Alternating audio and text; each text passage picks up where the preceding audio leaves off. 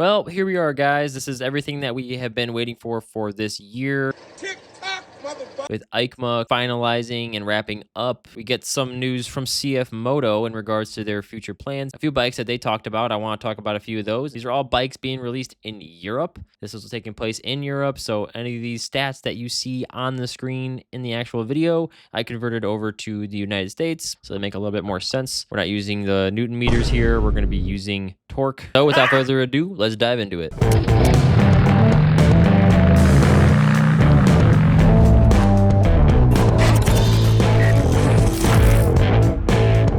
So in the beginning of the video, we have this guy named Marcus Furch, who's the sales VP of Europe, talking about CFMOTO, the growth, beginning, talking about CFMOTO Group and all that. One thing I find really awesome about this conference too, or this press conference, is to talk about their sales kind of increasing. And that's why I say that I don't think CFMOTO is really going anywhere. And that's why I love when people kind of bag on the quality of CFMOTO and it's just cheap Chinese knockoff kind of brand. But I mean, the sales are kind of there to speak for it. They've grown a lot within the years, and just from the 300SS over to where we are now, which you'll find out later in the video. And I'm sure if you've already seen this video, then you already know what I'm going to talk about. But they've grown a lot, and that's something that I just wanted to attach on here and show you and be like, hey, look, CFMOTO isn't just some random company coming out of nowhere. They've been growing. They've been here since 1989. We have the design director coming up. We have Carlos Solsana. Hopefully I didn't butcher that. And then we have him introducing the CFMOTO MT series, which is pretty cool. This is the first bike of the lineup, which is a 1000 MTX, which is going to be the flagship of their adventure lineup. I'm not a big off-roading kind of guy, but it is pretty nice to see them throwing this kind of like a larger bike in here. What I like about CFMOTO is that they like to cover a lot of different areas. They're not just focusing on just performance. They're not just focusing on the comfortability of the rides. They're not just focusing on the naked bikes. They're kind of just bouncing around everywhere. With the 1000 MTX, it comes in with a 5.9 gallon capacity with a 279 mile range, coming in two colors, the tactical green and the Zephyr Blue. Hopefully I didn't butcher that either. There is a standard and a high seat version with a 946cc engine, parallel twin, which is pretty cool. A KYB adjustable suspension. Important stats, we have the torque at 77 foot-pounds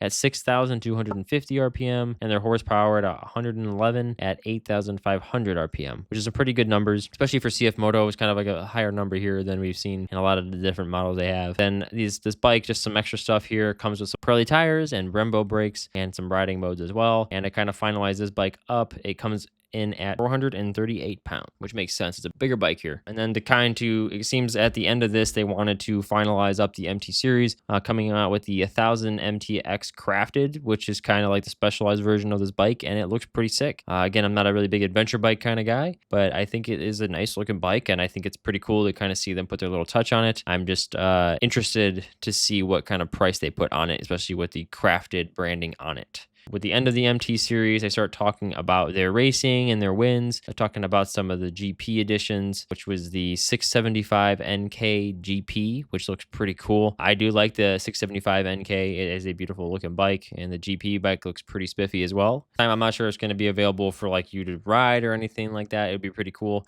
if that's what their plan is to release that so you could ride like their GP version of the bike. Obviously, with different restrictions on it, you can't have a full racing bike on the street. Obviously, there's different legalities to that. I think this bike looks pretty sick, but that's not the highlight of the video that I wanted to talk about. They started talking about a movie release, which is very interesting.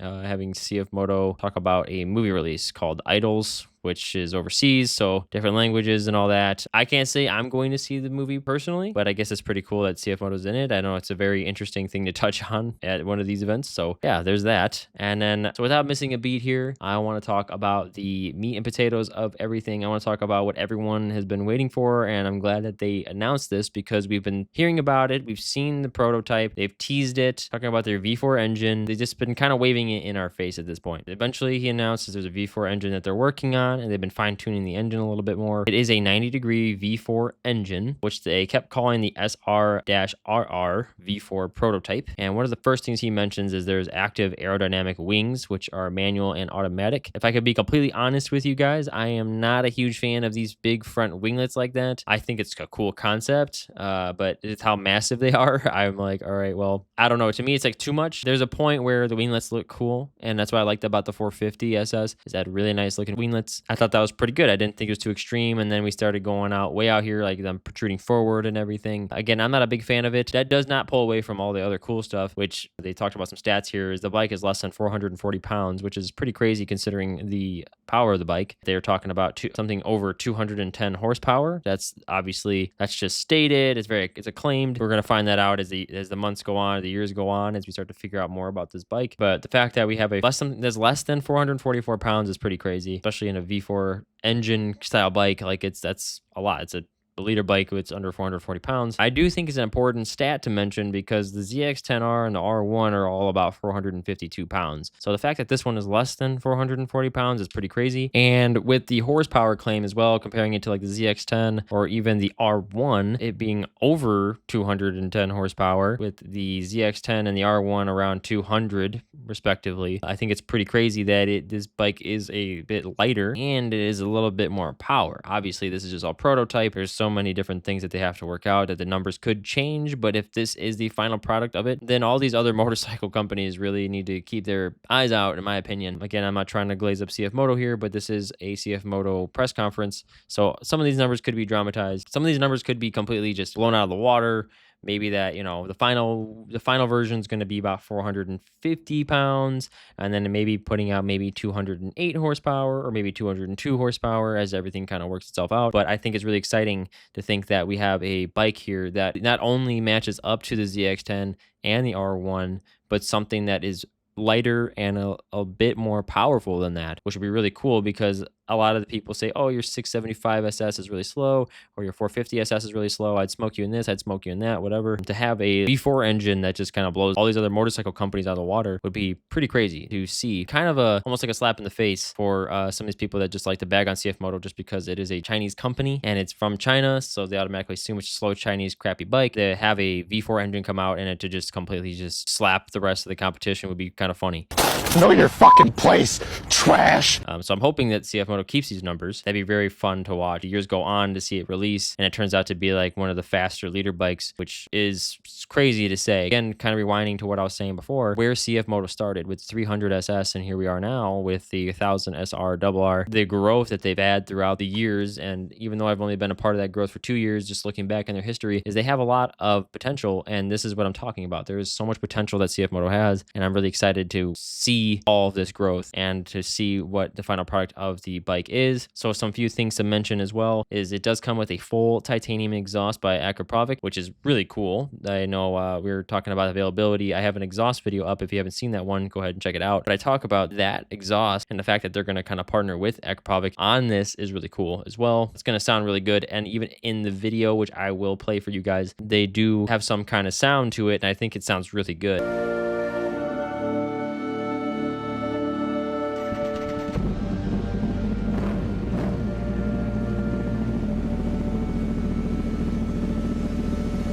Just some quick little tidbits I noticed is there's some Brembo brakes on there and have integrated taillights. The bike looks amazing. If I could be completely honest with you, without those winglets, I'm telling you that bike looks amazing. Like that thing is clean. Amazing headlights still, awesome display as well, which is really cool because then it kind of finalizes, it shows you the 1000SR-RR instead of just calling it the V4 prototype. They actually gave it a name, which sounds really cool. And this is something that I know as a CFMOTO supporter or someone who has had the 450 and the 675, this bike is really exciting to watch. I know they're coming out with a 750 and that bike looks awesome too, but this bike looks amazing and it sounds amazing, and I'm really excited to see what they do with the V4 platform on this bike. Just some things I want to mention. They didn't mention any prices or the US dollar costs or any euro cost, but I'm curious to what you guys think the cost should be. Given that the 675 SS is $7,999, I'm curious to see what they do for the liter bike. I'm honestly thinking anywhere between $12,000 would kind of be a normal price for them, but that is still a pretty cheap price for a liter bike. And how would you feel about a cheap priced liter bike like that? Something that can put that much power out, but still maintaining that cheapness to it, still maintaining that cheap cost, but good quality kind of bike. How would you feel about that? Just let me know what you guys think in the comments about that. The fact that we have a very powerful bike, and if it comes in at a cheaper price than a ZX10 or even an R1, that is insane. You can get more power again for a cheaper price. And this is only the beginning, I feel like, for CFMOTO in terms of their V4 platform. I'm sure there's plenty of other things they're going to be doing with the V4 for platform, and I'm really excited to see what they do with that. And this could bring a lot of competition to the motorcycle game. I'm just honestly eager to see where it's headed. Let me know what you guys think in the comments of all of this, first of all. And second of all, what you guys think of the CFMOTO 1000SR-RR? What do you guys think about that? People overseas or even people in the States, what do you think about, a CFMOTO